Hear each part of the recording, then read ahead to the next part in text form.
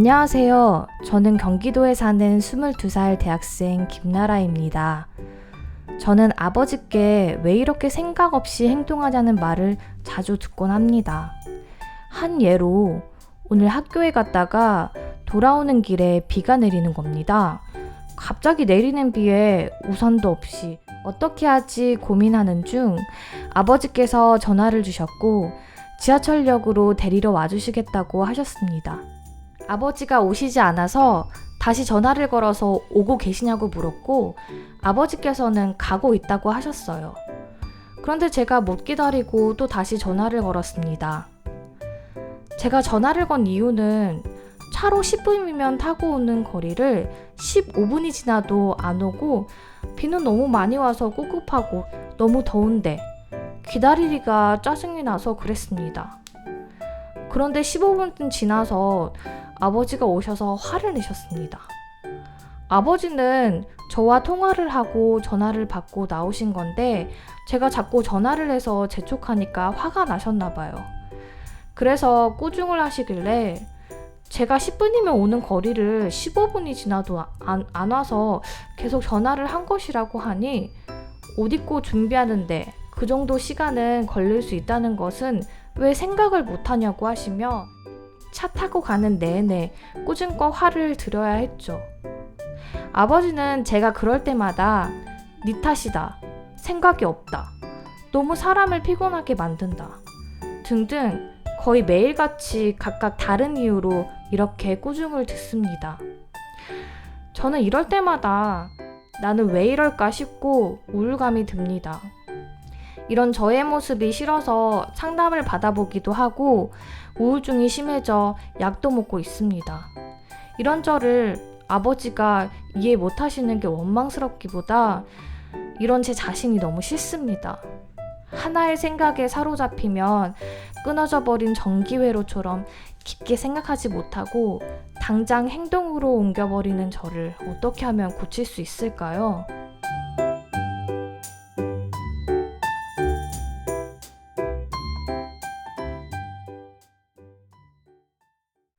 네, 사연자분의 고민이 점점 커지고 있는 것 같아요.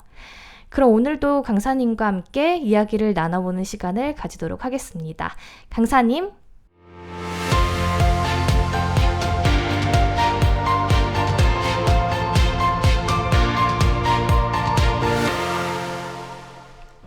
네, 안녕하세요. 마인드 교육 전문 강사 한선영입니다. 사연을 주신 분께서는 평소에 생각 없이 행동한다는 이야기를 많이 들어서 고민이 많으신데요. 혹시 엘림 씨도 생각 없이 행동을 한 것이 누군가에게 피해가 되고 그런 적이 있으신가요? 저는 친구가 다른 사람에게 속상한 일을 당하고 저한테 위로를 받기 위해 얘기했는데 듣다 보니 그 사람이 정당하다고 느껴지는 거예요. 그래서 눈치 없이 네가 잘못했네 라고 해서 친구가 화를 냈던 적이 있는 것 같아요. 그러셨군요. 그 친구가 굉장히 서운해 하셨을 것 같아요. 네, 사람에게는 사고하는 기능이 있는데요. 인생을 살면서 사고하는 기능을 잘 배워서 잘 사용하면 삶의 형태가 훨씬 좋아집니다. 우리는 마음이 원하는 것을 따라서 살고 싶지만 늘 변하는 마음을 따라서 살면 인생에 많은 어려움이 생깁니다. 마음을 사용할 수 있고 또 사고할 줄 아는 사람은 삶 속에서 문제가 만났을 때 그 문제를 다른 사람이 생각하지 못한 방법으로 해결해 나가기도 하죠. 또 자기의 이익만 생각하는 것이 아니라 주변 사람들도 배려하기 때문에 사람들과 사이도 좋아지게 됩니다. 사고하는 능력이 주변 사람들과의 관계도 좋게 만들어줄 수 있겠네요. 네, 그렇죠. 저희 아파트 단지 내 카페에 많이 올라오는 이야기 중에 하나가 비매너 주차를 한 경우인데요. 사실 요즘 어느 곳이나 차가 많다 보니까 주차 공간이 부족하거든요. 그런데 다른 차가 될 수도 없이 주차 라인을 다 침범해서 주차를 해서 안 그래도 부족한 주차장에 차 한 대를 더 댈 수 없게 한다거나 본인이 내리기 쉽게 주차를 하는 바람에 옆에 차의 운전석과 지나치게 가깝게 주차를 해서 옆에 차는 문을 열 수도 없게 하는 이런 일들 때문에 화가 나는 경우가 참 많습니다. 그러면 이게 생각이 있니 없니 하면서 카페의 댓글들이 뜨겁게 올라오거든요. 그러게요. 저 같아도 그렇게 주차를 해놓으면 정말 화가 날 것 같네요. 그렇죠.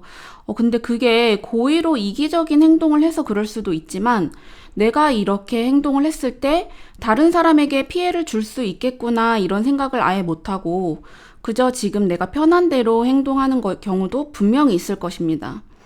조금만 생각을 한다면 다른 사람에게 피해가 되지 않게 할 수 있었을 텐데 참 아쉽죠. 네, 맞습니다.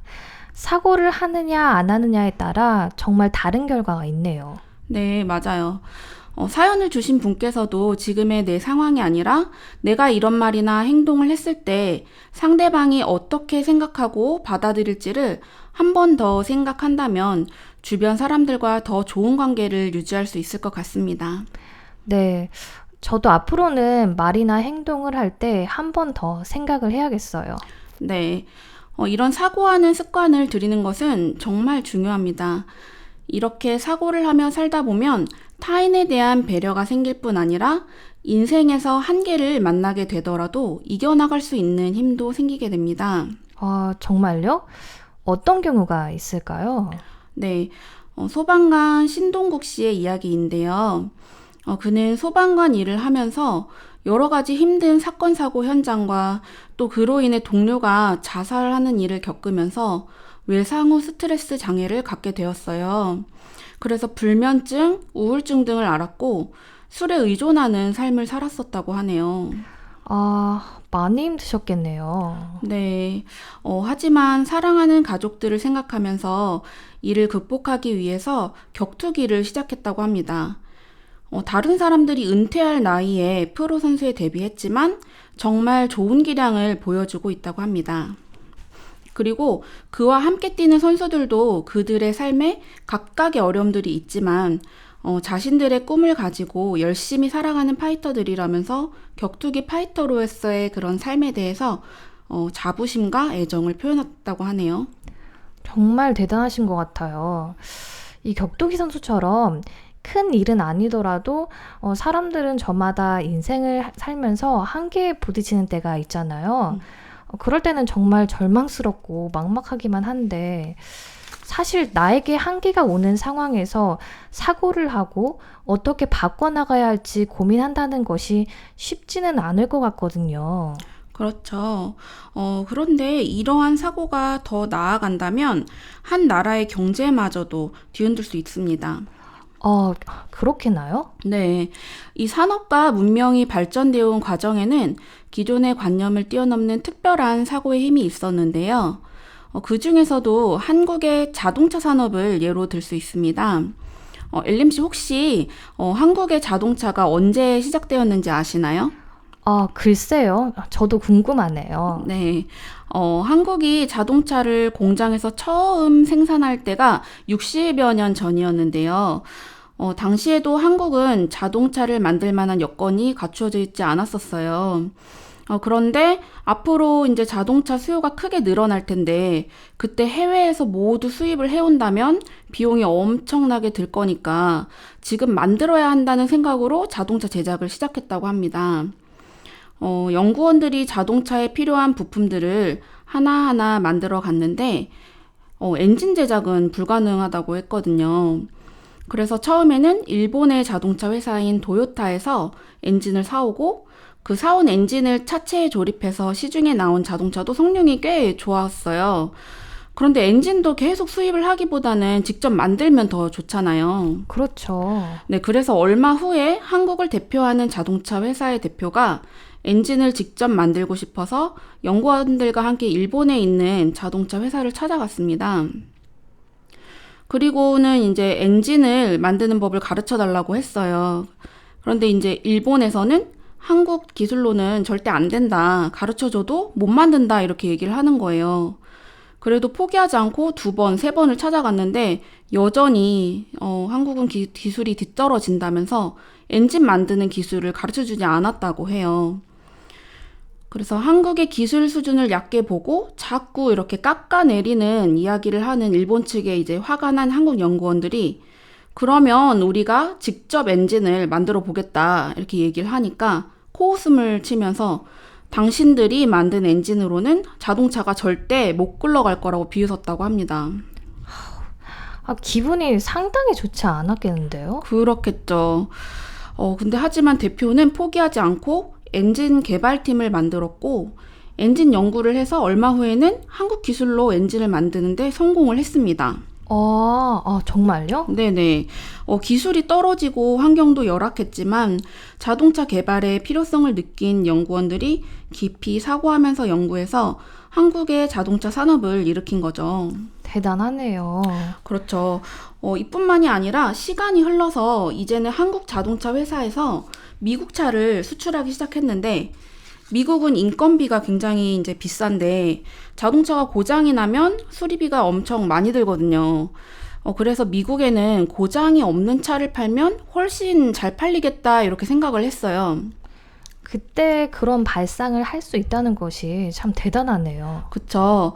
그래서 연구원들은 사고하기 시작했고 또 자동차 수리센터에서 제일 많이 팔리는 부품을 1번부터 순서대로 통계를 냈습니다.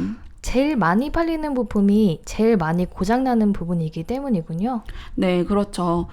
그래서 그 부품이 들어가는 부분에 왜 고장이 많이 생기는지, 또 무엇이 문제인지 연구하고 보완하면 고장 없는 차를 만들 수 있다고 생각했고, 그 후로 정말 놀라운 일이 일어났어요.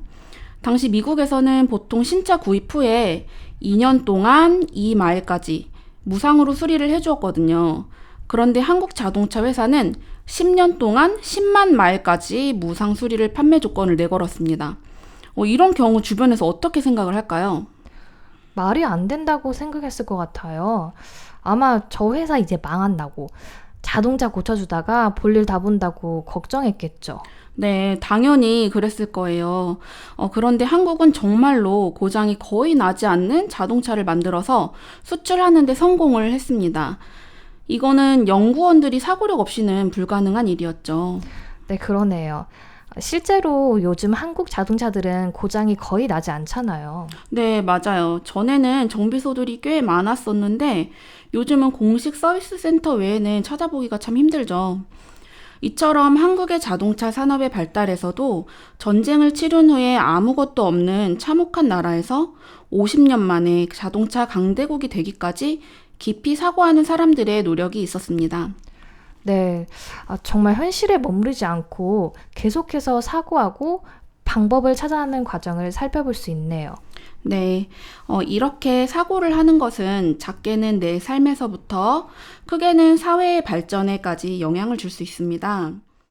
앞서 이야기한 소방관 신동국 씨, 그리고 자동차 연구원들 마음속에 너무 힘들다, 포기하고 싶다, 이런 생각이 없었을까요? 분명 수백, 수천 번 이런 생각이 들었을 것입니다. 하지만 이들은 마음이 원하는 대로 따라가지 않고 깊이 사고하고 배우며 한계를 극복해 나간 것이죠. 인생을 사는 데에서 누구나 만나는 어려움 앞에서 깊이 사고하는 힘을 기르는 것은 행복한 삶을 만들어가는 데 꼭 필요한 요소라고 할 수 있습니다. 이렇듯 사고력은 마음의 세계를 배우고 가치 있는 삶을 살아가는 데 매우 중요한 역할을 합니다. 여러분들도 사고하는 훈련을 통해서 보다 멋진 삶을 사시기를 바랍니다. 오늘 강연은 여기까지 하도록 하겠습니다. 감사합니다.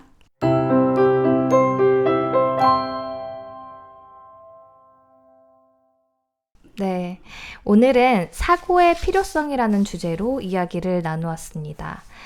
지금 우리는 과연 삶 속에서 사고를 하고 살아가고 있는지, 또 내가 하고 있는 사고가 나를 넘어 내 주위 사람들에게 좋은 영향을 주는 사고인지 생각해 보아야 할 것 같습니다.